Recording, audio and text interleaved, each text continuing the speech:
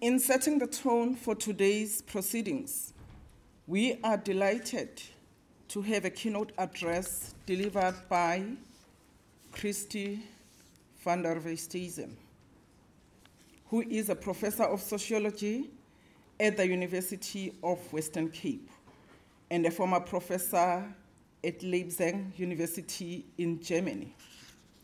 She is a prolific writer on whiteness and subscribes to the critical philosophy of race. As an ardent transdisciplinary scholar, she has played a significant role in higher education spaces in South Africa. Allow me to cite her role specifically at the University of Pretoria. She was a lead member in the curriculum transformation processes, and she co-chaired the transformation committee in the Faculty of Humanities.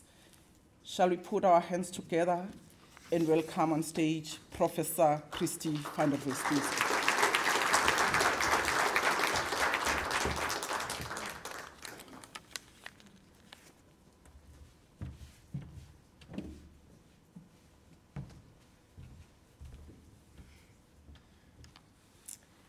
Good morning. Let me just get all my things packed out.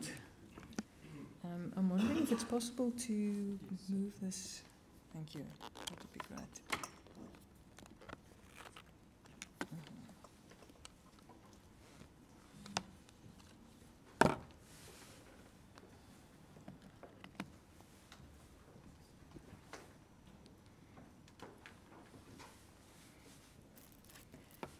Yeah, thank you for the invitation to speak here today.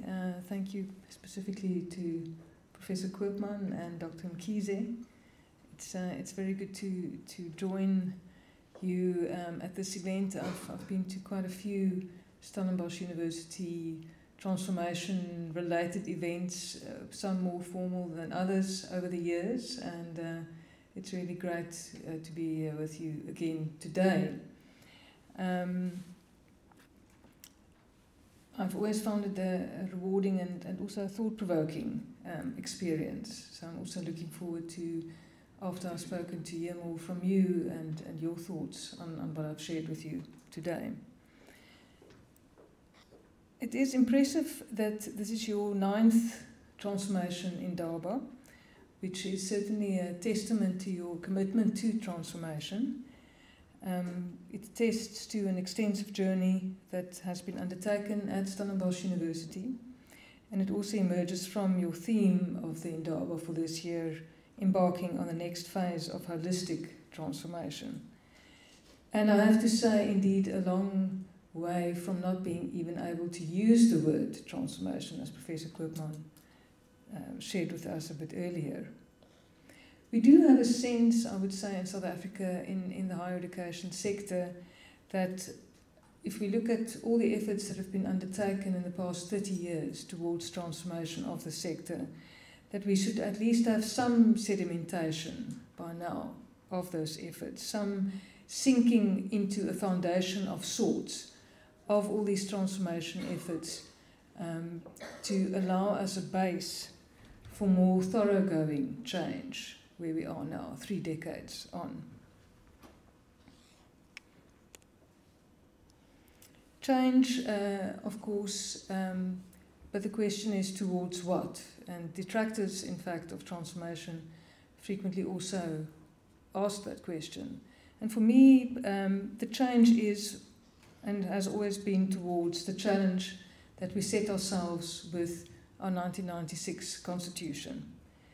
So, for me, transformation of our higher education sector, and in fact of our society at large, is towards our constitutional vision, as underpinned by equality, freedom, but especially human dignity, as primus inter pares among those 3 foundational rights. Within the framework of the theme of embarking on the next phase of holistic transformation, Dr. Mkhize asked me to share my thoughts on the dimensions of transformation as articulated in Times Higher Education. These dimensions are namely transformation of the institution, of talent, of internationalization, of teaching and learning, of the student experience, of social impact, of research, and of leadership. I will argue today that the transformation of institutional culture is a cross-cutting dimension that impacts each of these dimensions.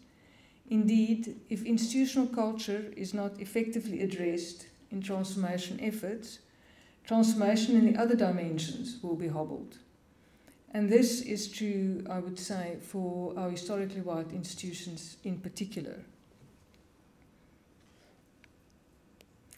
For my presentation, I'm drawing on an upcoming book that I'm co-editing with a number of colleagues. It's titled In the Belly of the University, Challenging Institutional Cultures in Higher Education.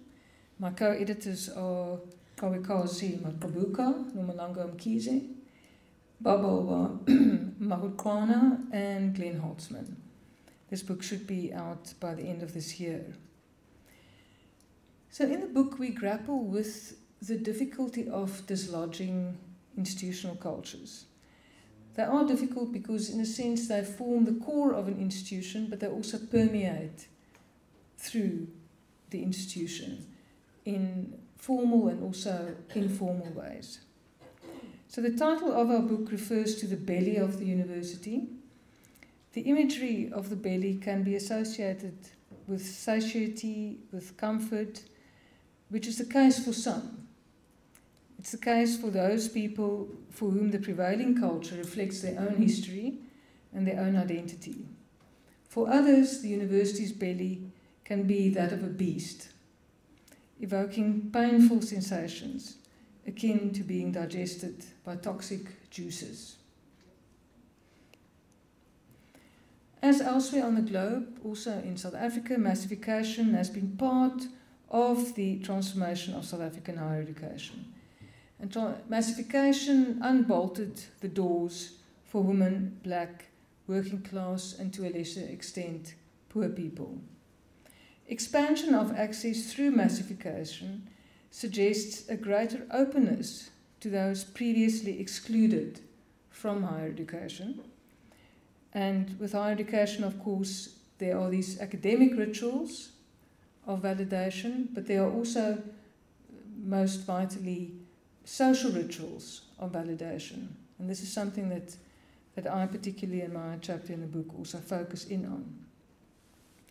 Massification even suggests the possibility of the democratization of higher education, if one might be so bold as to suggest that. Through greater participation by and representation of subjectivities that have been othered historically in university practices and structures. And I think your restitution statement speaks very powerfully to that. However, greater participation and representation run against the historical grain of the university as an elite institution. This is part of what we are grappling with when we are seeking to transform the institutional culture of universities, and particularly our historically white institutions. This is all the more true for those universities at the top of the tertiary education pyramid that marshal significant resources, social influence, A-rated professors, and that produce business, political, legal, medical, educational, media, and other sectoral elites. And I've been doing this since the start of higher education in South Africa in the 19th century. Historically, Afrikaner nationalist institutions within that larger camp have also had very specific struggles. And it's interesting that the struggles, and I don't think it's coincidental, that these struggles specifically manifest around institutional culture. And we just have to cast our minds back to the shameful events of the Rhodes incident at Free State University, to the clashes between white and black students at the University of Pretoria during Fees Must Fall, and to the Wilgenhof outrage at this university. These incidents all speak to institutional culture and serve as painful and also infuriating reminders of the intractability of inherited institutional cultures. Already early on in the post-apartheid era, researchers had homed in on institutional culture as especially intransigent in relation to transformation. And I'm thinking back to this fantastic research paper that was written by Melissa Stein and Mickey van Zyl, that came out in 2001, but the research was done in 1999, and the title of that paper was Like That Statue at Jammy Stairs. And this was several years before Rhodes Must Fall. And the rest of the title of that report was Some Student Perceptions and Experiences of Institutional Culture at the University of Cape Town in 1999. Yes, it was talking about that statue back then.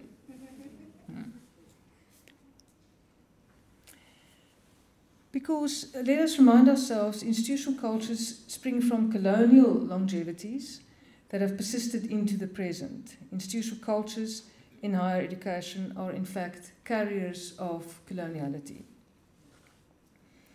Coloniality here refers to the persistence of colonial ways of doing, thinking and being, despite the official ending of colonialism and despite the dismantlement of some colonial structures. Designed and birthed in colonialism and buttressed by the inherited, unwieldy, hierarchical structures that it has, universities reinforce colonially derived versions of authority and conformism at the everyday level, hence historically defending and expanding coloniality. Transformation as a policy and law-driven project aimed at upending oppressive race and gendered power relations has run up against institutional cultures. Exclusionary practices continue at institutions of higher education, as confirmed over the years by official investigations and policy responses. Exclusion and marginalisation have been experienced both in terms of access to universities and of routine encounters in universities. And I think that's the point around institutional culture. That's why it is particularly intractable. These are routine encounters in universities, and particularly in relation to race, class, gender and sexuality. Thierry Lucier and others have written about how the 2015-2016 student protests highlighted the impacts of parochial, sexist, ethnicist and or racist institutional and campus cultures, and how these impact on students and staff's experiences of higher education.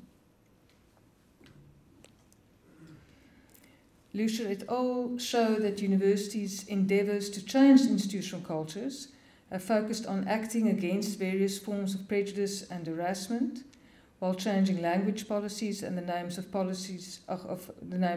places and buildings, as well as seeking to advance non-racialism, non-sexism, human dignity, democratic norms and social cohesion through various initiatives. And one could see that also in Prof. Koopman's presentation of the various initiatives undertaken through the years at Stellenbosch University. Universities have recreated university spaces to reflect local context better and have improved the inclusion of people living with disabilities. But both historically advantaged and disadvantaged universities face inherent challenges rooted in their historical origins and development which continue to shape the institutional cultures, as Lucier has written. It is clear that removing obstacles created by the legacies of apartheid-era policies and structures and that stand in the way of deep transformation has to include changing dominant institutional cultures, and hence that institutional culture should be front and centre on the agenda as universities embark on the next phase of deepening transformation. It becomes also clear that we need sharper, contextualized tools to understand everyday forms of exclusions and inclusions. Transformation of institutional cultures involves both ontological and epistemological aspects as inherently connected. And this is now for the more scholarly part of my address. And I have to also commend Dr. Mkhize for your decision, as an institution, to have also more scholarly engagements around transformation. We do have a very rich scholarship on university transformation in South Africa, But it is, and I think it's important to not just for educationists to be talking to one another, but to have these kinds of fora where one can share these kinds of insights more broadly, and also have lively conversations about them. So transformed institutional cultures would be embracive of all forms of lived difference, while affording space for knowledges from outside of the received Western canon, as Badat has written. Indeed, as Shosei and others have remarked, structural decolonization is impossible without epistemic decolonization. Epistemic decolonization here refers to the redemption of worldviews and theories and ways of knowing that are not rooted in nor oriented around Euro-American theory. The university is indeed a primary exemplar of the intersection of power and knowledge. An essential focus for transformation must be and has been the confronting and overturning of inequitable modes of knowing and being that continue to bedevil universities in South Africa and also elsewhere. Knowledges as forms of sense-making and hence world-making were integral to the colonial project. Therefore, epistemic decolonization has been a primary focus of transformation. The idea of situated knowledges is key in analysing institutional cultures. So if we move more from the more broad understanding of knowledge to what is called situated knowledges. And situated knowledges here refer to institutional cultures that are reproduced in specific settings and in interaction among individuals who as subjects become both the products and carriers of knowledges. We as these subjects make our worlds, in this case the university, accordingly and pointedly. In understanding these processes, it helps to take apart institutional culture in relation to norms and normalization. In our upcoming book, we ask the following questions in our opening chapter. What are the implicit and explicit inherited social rules that institutional cultures induct individuals into and that exert a coercive influence? Is transformation, as it has transpired at universities, breaking past hegemonies or reinscribing those social rules in new forms? We follow Stuart Hall, the Jamaican British thinker, in approaching culture most basically as learned and shared ways of making sense of the world. Importantly, we underline that sense-making does not remain in the realm of the symbolic, but has material effects. This is something that's also alluded to in your restitution statement when you talk about the privileges enjoyed at Stellenbosch University in stark contrast to communities around the university. Human beings make sense or meaning through discourses as social practices. These practices, in the form of norms, values, and beliefs, through sheer repetition, congeal into structures. So if we think about it, practices through norms, values, and beliefs that we as human beings repeat. We repeatedly do the same thing in the same way, and that's how that becomes then an accepted practice. And that is the point of intervention, I would argue, when it comes to the transformation of institutional cultures. The continued iteration of certain processes creates and sustains relations of power. Moving to the institutional dimensions of culture, iterative processes would refer to the production and reproduction of culture through intersubjective practices in socially specific structural spaces. In universities, these interactions are among people positioned variously as students and as academic support and managerial staff, always at interfaces with the social, political, and economic publics that the university serves. Norms form the bedrock of institutional cultures. In In these interactions, norms frequently work invisibly as taken for granted prescriptions for being and doing, for inclusion and exclusion.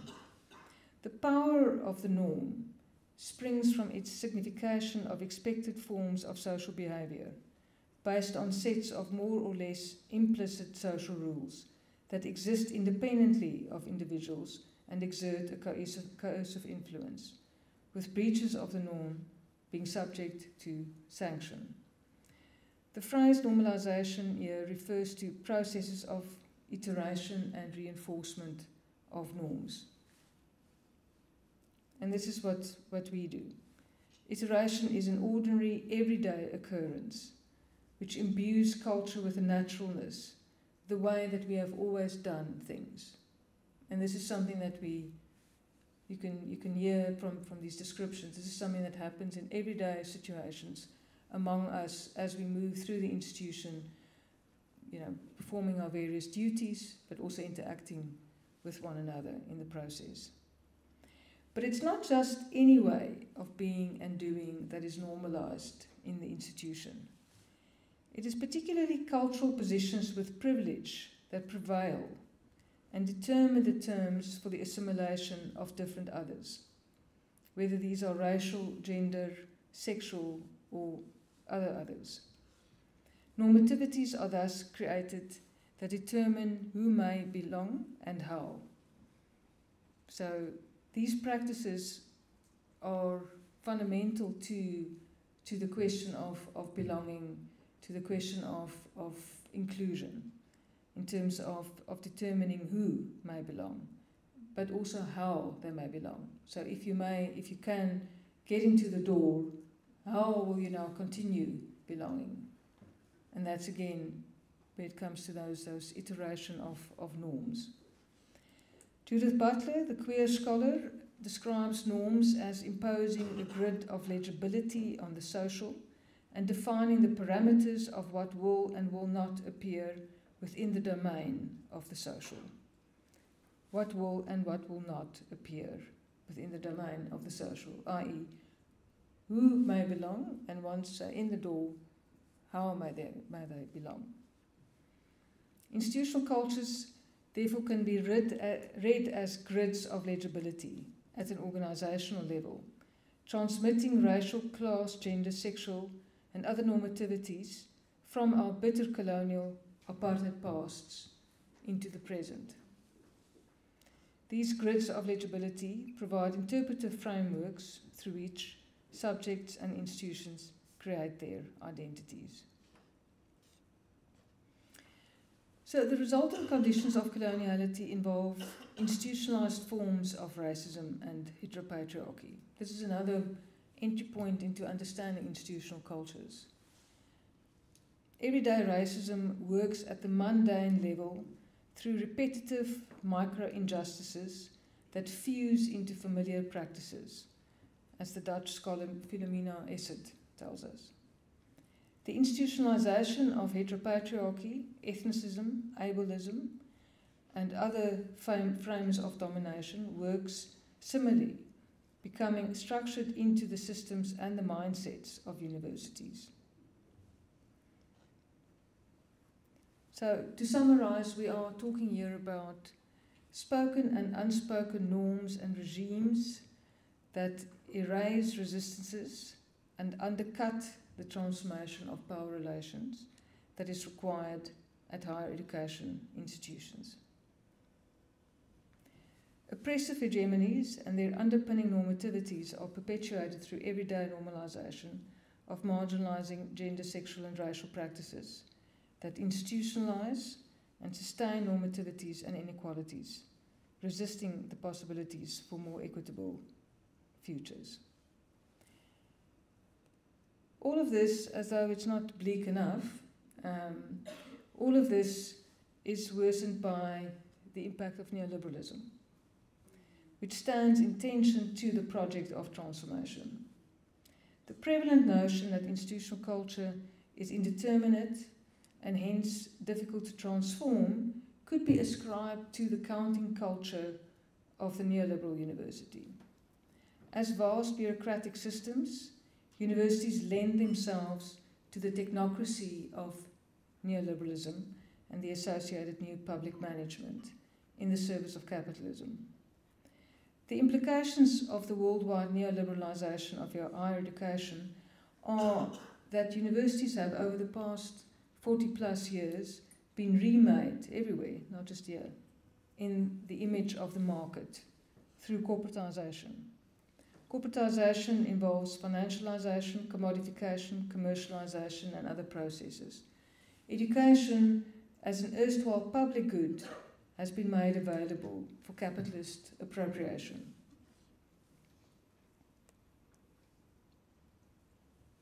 Because of neoliberalism's depoliticizing effects, transformation can then be reduced to a tick box exercise that is oblivious to the less tangible dimensions of human relations. The racial, ethno, heteropatriarchal, and other assumptions and practices, and hence also oblivious to the perpetuated apartheid and colonial normativities that have been sedimented as so-called institutional culture. Institutional culture cannot be quantified. If it cannot be depicted with a graph, does it exist? Racialized, gendered, and even sexualized others may be included numerically, but in terms of day-to-day experience, this inclusion can be highly circumscribed to prohibit substantive change to power relations. This is again the point of, once you're in the door, how do you remain inside? There's a circumscription that happens in terms of what you may or may not do, how you may act, the normativities that you have to abide by. So how can institutional cultures be transformed to enable deeper change, or, as per the theme of this year's Indaba, to enable the next phase of holistic transformation? In our book, we find 4 cross-cutting dimensions to the study of university cultures. The first 2 refer to approaches to research and analysis. These are the necessity of historicization and contextualization of higher education institutional cultures. And the second is the centrality of subjective lived experience as a source of situated knowledges that inform the reproduction of or resistance to institutional cultures. The third dimension of the study of institutional cultures is to address and diagnose the encumbrances that stand in the way of deeper change. The fourth is an activist dimension. Multi-leveled individual and collective practices of resistance can be undertaken through which the processes of normalization of coercive and marginalizing cultures can be troubled. Drilling down into these, so dimension 1, which refers to the historicization and contextualization. In unpicking coloniality analytically, historicization demands us drawing the lens wider to see how institutional cultures reproduce orders of domination that have been carried over from the past into the present, but also we have to understand that our conception of the university is something that derives from the global north. If we look at global north university forms, we see that universities have been very much part of regimes of accumulation that were built on the dehumanization of racialization, as started with slavery. And of course in South Africa slavery is also that one great crime in the founding of our own society that we don't talk about as South Africans. Remnants of patterns of exclusion have been sustained over time, harking back centuries.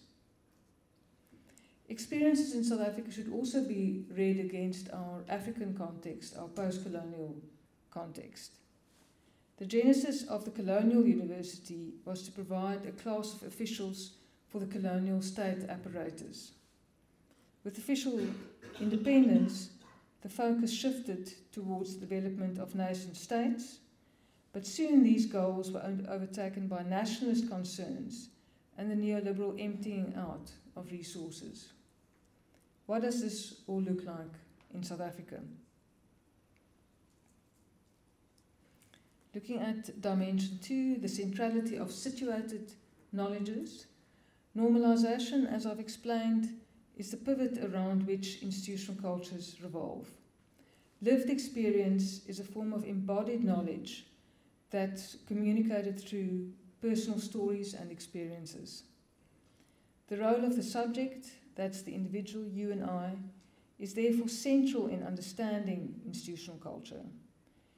Individuals are turned into subjects through multiple social processes. Institutions are central to these processes of socialization.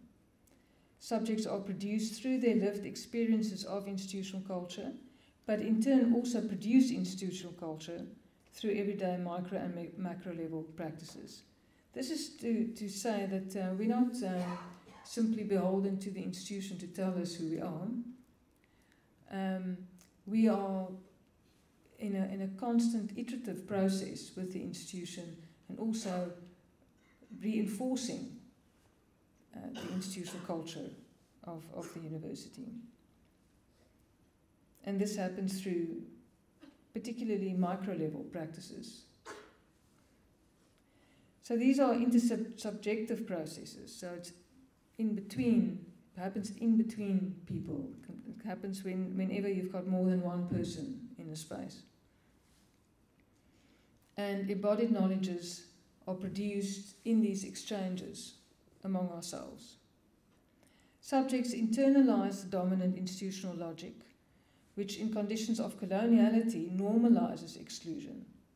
So we have to think, what is the dominant institutional logic that universities emerged with out of apartheid and colonialism? So, and that was of course emerging out of apartheid and colonialism, but retaining a condition of coloniality, which normalizes exclusion on the basis of difference and suppresses alternative ways of thinking, doing, and being.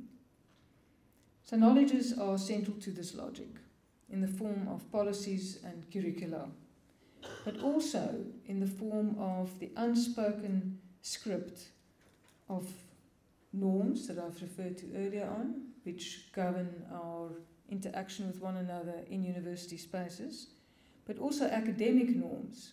We think of academic norms as a rigid set of conventions that dictate how knowledge can be expressed and must be valued. We have a chapter in our book by Luan Staphorst where he digs into this. He says that this academic script prioritizes detachment and citation over own thought, experience, and voice. And here emerges a link again with neoliberal managerialism. The pursuit of knowledge is reoriented towards citation as currency. The pursuit of knowledge is reoriented towards citation as currency. Neoliberal academia treats knowledge as capital, and citations become a form of legitimacy. Lived experience is erased, academic norms exclude embodied realities, and gouge out the relational, the subjective, and the human aspects of academic writing in favor of impersonal abstractions. Dimension 3, the encumbrances to deeper change. As I said, after 30 years, and as also reflected in the title of your Indaba, we would want to see a sinking of roots, to put it that way. Something that points to the sedimentation of all these efforts of the past 30 years that can serve as a strong base for more thoroughgoing or deeper change. But the contemporary moment is riven with contestations over the terms of transformation. Which knowledges are to be legitimated or delegitimated, which subjects recognized or discounted. transformation is not merely about improving representation of those previously excluded on the basis of gender and race. Rather, deeper structural changes are needed. As deep change is slow and difficult, instead of institutions altering, what one can have is that marginalized groups can be seen to be adapting to existing systems. Universities form part of entrenched social structures and are long rooted in power dynamics of exclusivity, resistant to change despite increasing diversity among students and staff. Post-colonial South Africa, we look more broadly in our country, remains reliant on colonial ways of doing, which constrain departure from past systems of domination, elitism, and exploitation. Universities, as prime sites of the reproduction of power relations, are therefore also prime sites of social stratification and inequality. Cultural and economic power converge in universities. So universities work as elite apparatuses, supporting hierarchical orders of power, and here they have historically played a central role in the legitimation of the unequal distribution of resources across social classes. If we look at our formerly English liberal universities and our formerly Afrikaner nationalist universities, we see networks that have been strategically working to determine the terms of inclusion, exclusion, the terms of distribution of resources. Today, in the post-apartheid context, we are seeing older, both as older but also newer forms of power converge in post-apartheid higher education, reproducing historical relations of domination and imposing conformism. Ways forward, dimension 4, where we bring in self-reflection, critical thinking, and humanizing knowledges. How to break the habits of coloniality in institutional cultures and instead institutionalize humanization. That is the challenge that is before us. The methodology of autoethnography was followed most often in the book, and it also shows that the way out of denigrating and coercive institutional cultures starts with the self. That is, it starts with the lived experiences of subjects in the higher education system. Practices of self-reflection are necessary because of the subjective dimension to institutional culture. Institutional culture works on the subject, hence the subject needs to work against institutional culture when it is oppressive or exclusionary. Prof. Puleng Segalo from UNISA also has a chapter in our book, and she writes about the practice of pausing, the practice of reflection, and the practice of acknowledgement of the particular burdens, and she's writing about black women in leadership positions, that black women in leadership positions face. Such self-reflection should support self-awareness while also challenging internalized assumptions. There exists an interplay between personal responsibility and collective responsibility to drive systemic transformation that reshapes academic spaces. Self-reflection should feed into collective reflection. Here we should be creating communities of practice, following Bell Hooks as she reflects on learning and teaching as not confined to the lecture hall or classroom, but something that we should do everywhere, in which we ask for mutual accountability from one another to repair our institutions, and especially our universities, to become more humanizing spaces. And this speaks to what Prof. Koopman was talking about earlier on, that ability to crawl into somebody else's skin, which I thought was a beautiful way of putting it, because that is literally what we are asked to do. And I would add here, as white people also specifically, what white South Africans have a particular duty to do is to, in a sense, going beyond placing yourself in another person's shoes, but actually literally trying to be inside their skin. That's the level of empathy that is required if we want to repair the damage that we are living with. So critical self-reflection should lead to transformative action. What is required is a concerted, shared intentionality at institutional level to honestly confront practices of exclusion, historically embedded through policies and curricula and reproduced in the contemporary everyday. The good news is we make institutional cultures. They are not static. They are not delivered unchanged from the past into the present, and here they sit like huge mammoth structures, unchangeable. We are in the process of reproducing them, or deciding not to reproduce them, or deciding to change them. So, in the flux of post-colonial environments, even sedimented power structures are necessarily disturbed, which opens the possibility for change, and particularly positive change. We have conflicts underway. We know in South Africa we are facing multiple crises of various kinds.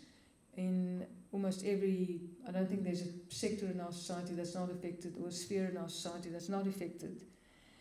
And hence we are in a high conflict, we live in a high conflict society. We have to challenge coloniality, supplant inherited apartheid, but also nationalist cultures, to create democratic spaces where university cultures can be reimagined for new ways of thinking and doing to flourish, and that advance inclusive and just alternatives that recreate our universities into institutions that are nourishing to its communities and also to the very individuals, and that's you and I, who constitute part of those communities. Thank you, and looking forward to engaging with you further.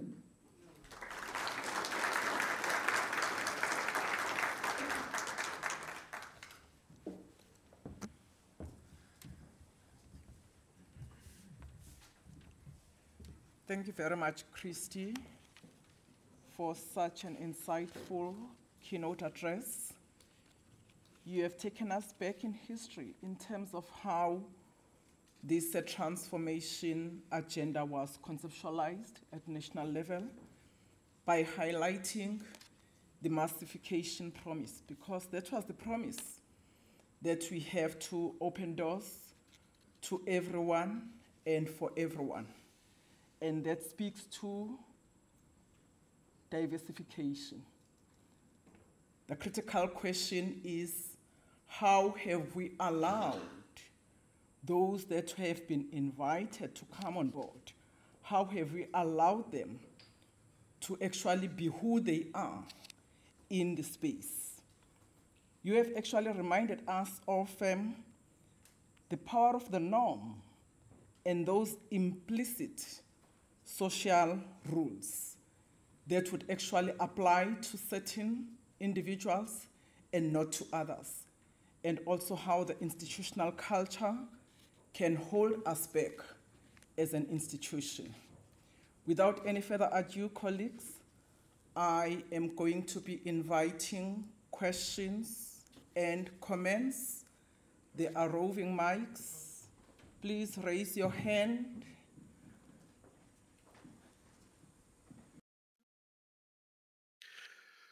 So thank you, Christian, and welcome back. Fascinating topic, a topic that we've discussed and debated many, many times. A remark and then a question. So this idea of institutional culture is, of course, it's a very strong thing. It's a very deliberate thing. You're right, it's not something that you can quantify, but you feel it. It's in the walls, it's in the stories, it's in the micro practices, it's in the way that you do and the way that you don't. There's no textbook on it. It is there. We often only reflect on it on a micro level when you want to change a particular practice, or when you're caught out.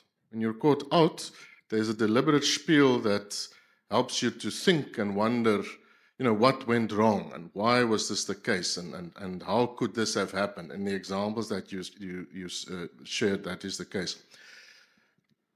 But in that caught-out moment, there's a window for it to change, otherwise it continues. And it often continues by finding friends an organization that is similar, a partner that shares an idea and identity, a fault line in the national realm, look how this happens, if we do this, then that will be the case, etc. It finds those friends very, very easily.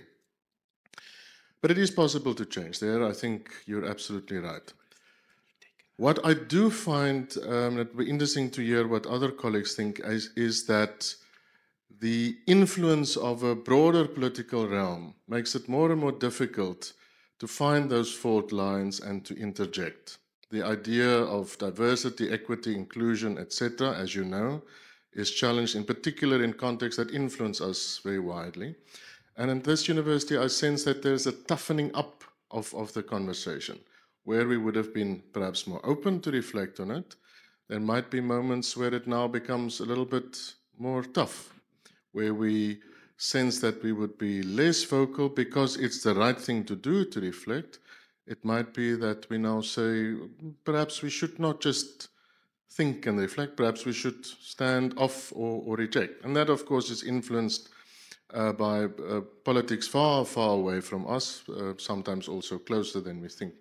So I want to test you on what you sense the counter-influences are, and whether you sense that in the South African reality, the counter-influences for reflecting on, for example, the possibility to change institutional culture is getting stronger, and whether this project can move forward, and to what extent it can move forward, given world dynamics and politics around us. Thank you. Let me take 2 more questions so that Christy can respond at once. I'm noting you, the side, Jonathan. Any questions, comments from the side? Thank you.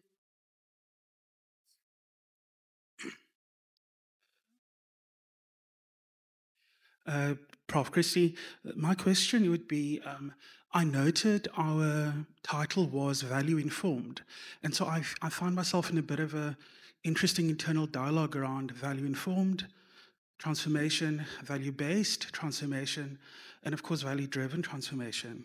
So my question would be, which of those three, and my understanding is just on a one-sentence level, value-informed would be, it's part of what we consider.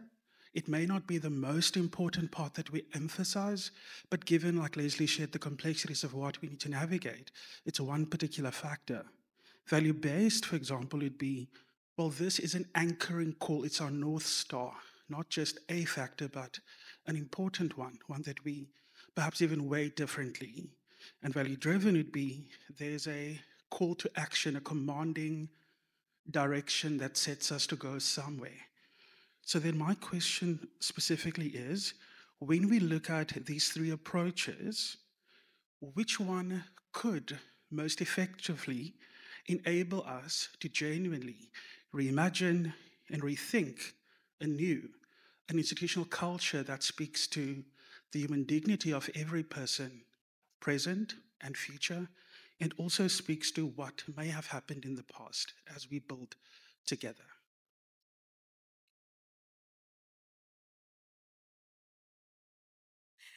Thank you so much. I just wanted to ask a question around what you mentioned about kind of the neoliberal agenda kind of lying at the base of the struggle for transformation. And you also spoke about the corporatization of the university and the massification, the call to massification of education. And I was just wondering, in practice, if we look even at the NSFAS issues, things like that, what do you think would be kind of practical steps towards the massification of higher education?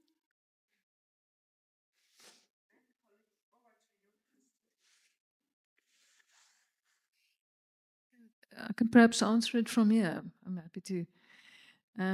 Thank you for those questions.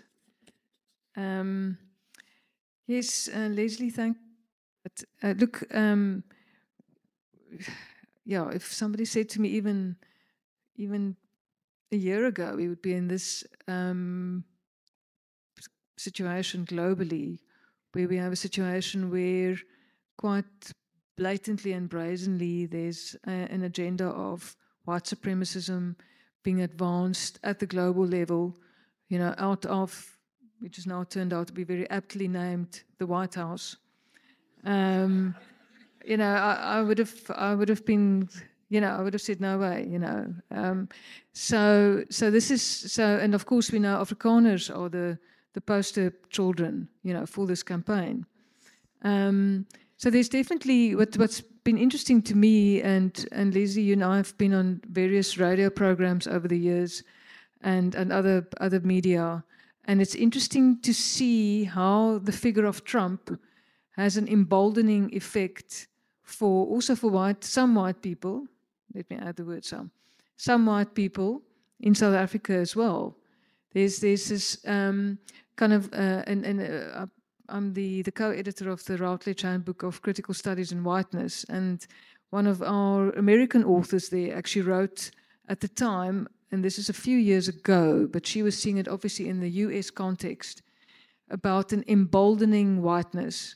And we're now seeing that emboldening whiteness, you know, emerging across the globe. We're seeing it definitely in Europe.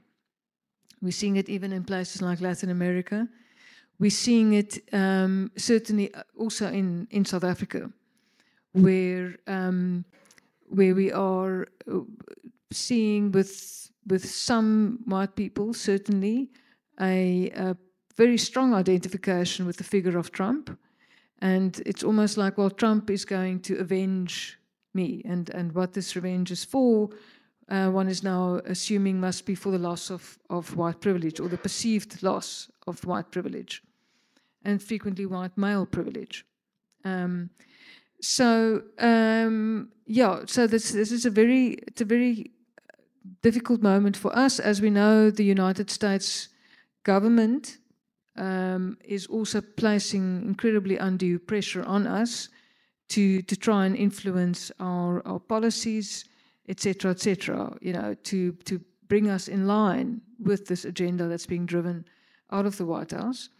So for me, I believe that South Africa, you know, we've actually got a very strong history of activism. We've got a very strong, we've also built up quite a scholarship and, a literature generally, even beyond scholarship, also as part of our struggles against apartheid, against colonialism, to a lesser extent against slavery, and also if we look at going into the post-apartheid era, our struggles to try and entrench our democracy and so on. And for me, it's very important that we as South Africans stay the course with our what has been important for us, and also not be waylaid by conflations with the United States. And I've spoken about this a few times in various spaces, but you know, Americanisms that get imposed on us that are actually, the reason for that is to try and diminish massive, centuries-long anti-racist, anti-colonial, and feminist struggles, to try and diminish that, for example, to something called identity politics. It's not identity politics. These are long-standing historical struggles that have got to do with basic human values around, but that's ultimately about the humanization of all and not just some.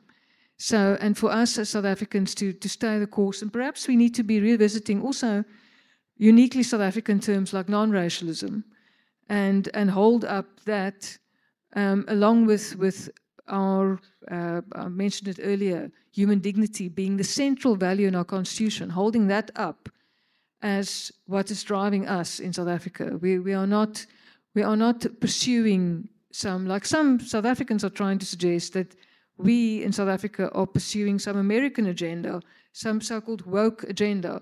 Wokeism for me is an American phenomenon. I don't regard our long and proud history of activism for justice as so-called wokeism. That is ridiculous.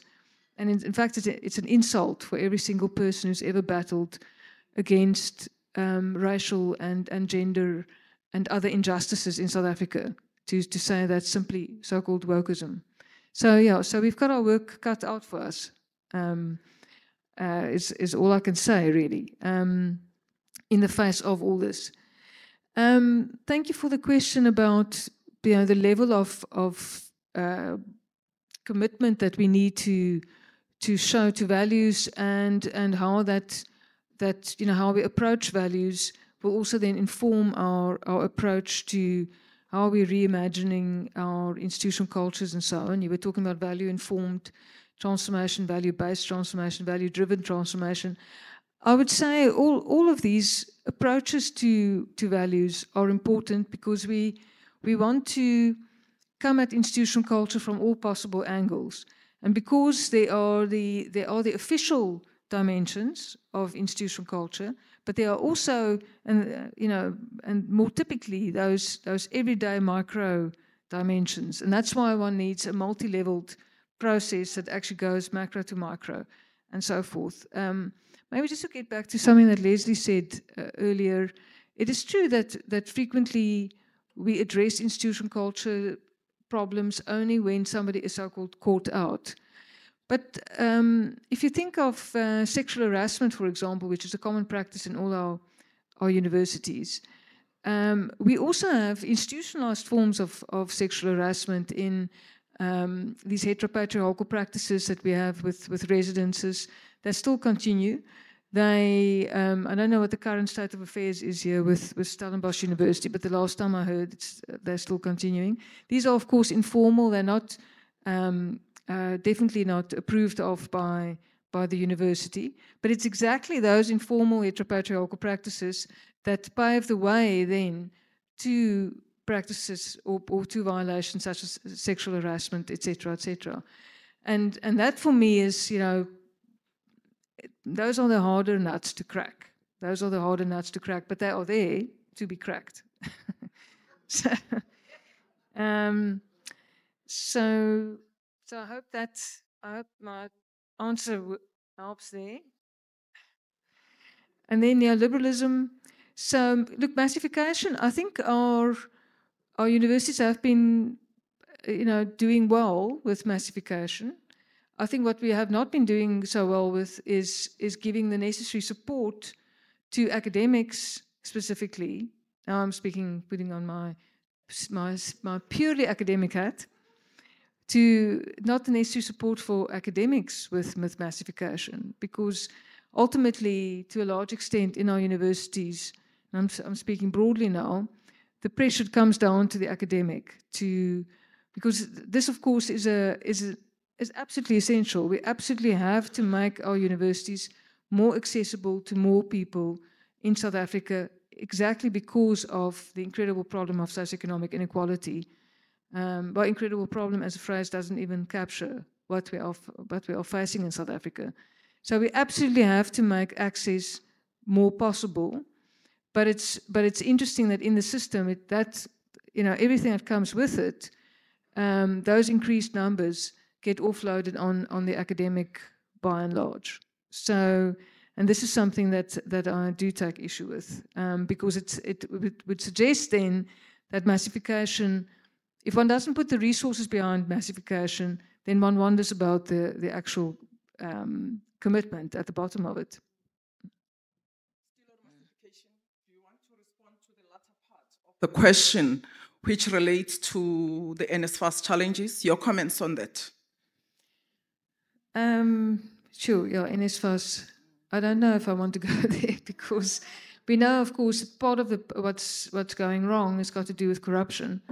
So NSFAS has just become extremely difficult, and it should actually have been quite a straightforward support program and a very necessary program for our students.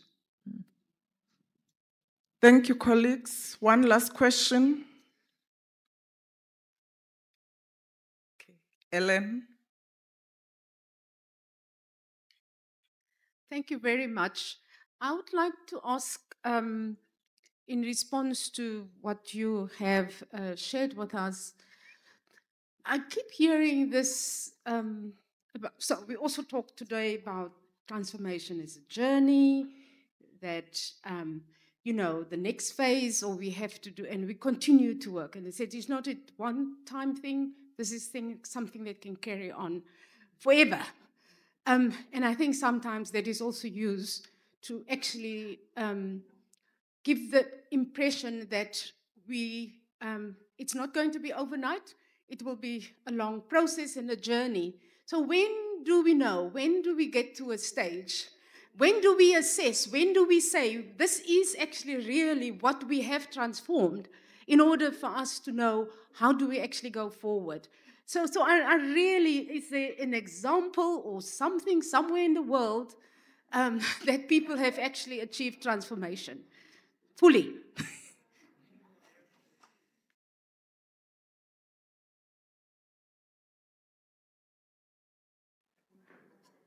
Do you want to respond, Christy? After Christy, I'm going to put Prof. Nico on the spot as the key driver of transformation at Stellenbosch.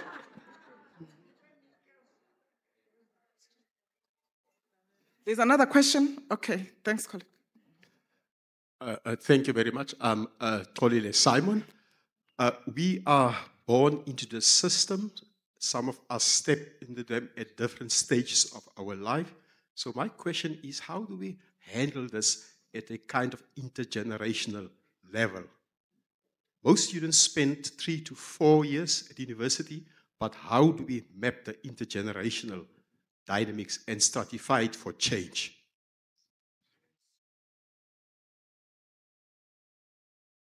You can respond, Chris, to the two questions. Yes, thank you.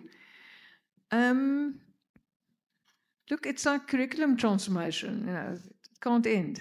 I mean, it's, in a sense, if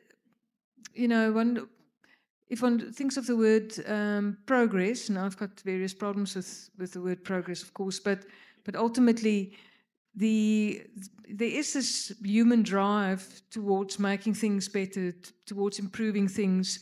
And I think when it comes to the agenda of human dignity, there can't be an end to it, because we can't, there's no point where you can rest on your laurels and say, well, we've now achieved human dignity for all.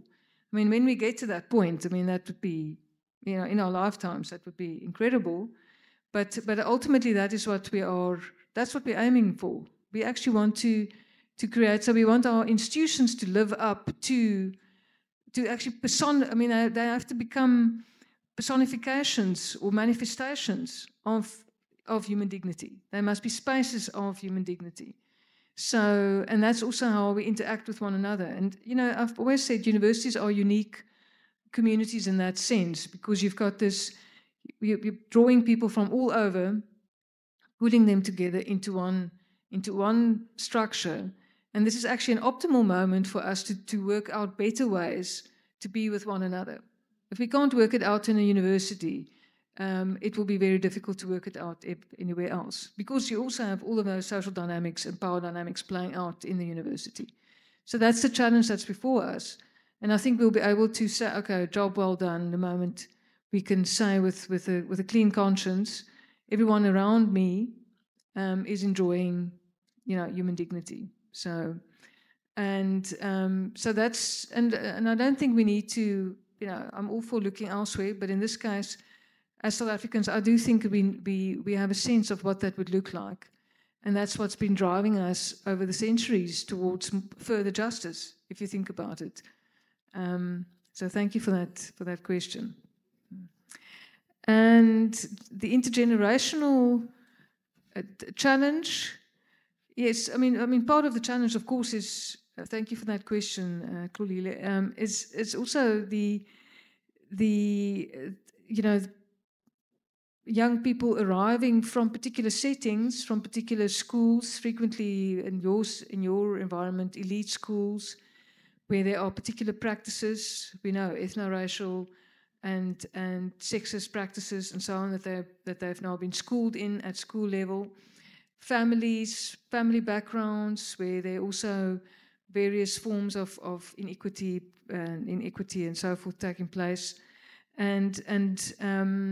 So you have young people coming in, and one would, there's a cliche of young people have got a better view of the future, a better vision of the future, and they are more attuned to the challenges of the present and so forth. And I think this is what Jonathan Jansen was trying to capture with his book title, that Knowledge in the Blood, is this problem of very young people that come with an incredible set of prejudices. And this is now what the university then has to address. So, and to do that, that is an intergenerational conversation that needs to happen. And but the thing is, we have to draw on our older generations, and I'm very happy to see, of course, Diana Ferris here as one of our foremost poets, who's also been one of those voices, So to have those intergenerational conversations, also bringing in figures that can bridge those divides as well, because there are harder and softer ways of doing it, and one doesn't just want to get to the catch-out moment. That's the only moment, as Leslie was talking about, the only moment when you're actually addressing the problem is when somebody's been caught out. One wants to, long before that point, one wants to already have that conversation with that young person who's arriving with a set of prejudices that the person has been socialized into. Where one's already changed their mind, so you don't have to catch them out later, because they're understanding, well, I'm in this environment, and this is actually how we want to be with one another, which is in a completely different way. We want to be with one another in a reparative way. We want to be with other in a respectful way, as was mentioned earlier by Prof. Koopman. So thank you for that question. Thank you. Prof. Nico, can you just give a concluding remark with specific reference to Ellen's question and comment? Whilst we understand that transformation is relative and intractable, but what does it mean for us at Stellenbosch University? When are we going to say we have made some significant impact? Yeah, I really looked with a lot of empathy to Ellen. She serves for long in the Institutional Transformation Committee, and she reminds us, listen, I'll be here only till the end of next year. So the question is actually very existential. So I have some mixed news from my side also, as Christy did to Ellen, and that is, if we say, in our policy, we says what we are transforming towards. We say we want to be a university and a society and individuals where there's dignity, where there's healing, where there's justice, where there's freedom, and where there's equality. That's what we're journeying towards. But just imagine healing. Just last week, again in a meeting with community members of Stellenbosch, it surfaced afresh the brokenness of people who were removed from the vicinity where our campus is to Kayamandi, Cluttersville, Ida's Valley. We met in Old Lukov School. And people tell you that story of brokenness as if it has happened yesterday. So that journey is not completed. The journey of healing as a specific dimension of dignity. Yes, we can look at other aspects like, are we on quantitative level getting more diverse? And we can report that mostly we get more diverse, but in our academic core, we're still the university on the lowest level in the country. But there's progress in other regards, and we must encourage each other with the progress that we make in some regards. Two last remarks. There's ambivalent progress. Sometimes in some aspects, we move forward, and in other aspects, there's even regress. And we must recognize that. But my last remark is perhaps what I learned from an ethic of responsibility. One of the biggest ethicists of responsibility was killed by the Nazis in the Second World War, Dietrich Bonhoeffer. And he continuously said, the best that we can do in the face of so many overwhelming challenges and crises, we must describe actually as embarrassing contributions. But we must nevertheless make that embarrassing contributions to the transformation journey. And another ethicist of responsibility, Reinhold Niebuhr, in the United States, said that the best we can hope for in terms of victory language is approximate victories, but responsibility means let's go for that approximate victories. Thanks, Prof. Nico. We must guard against making those embarrassing contributions on our transformation journey. That's a message to all and for all of us. Can we give a round of applause to Christy for honoring us this morning?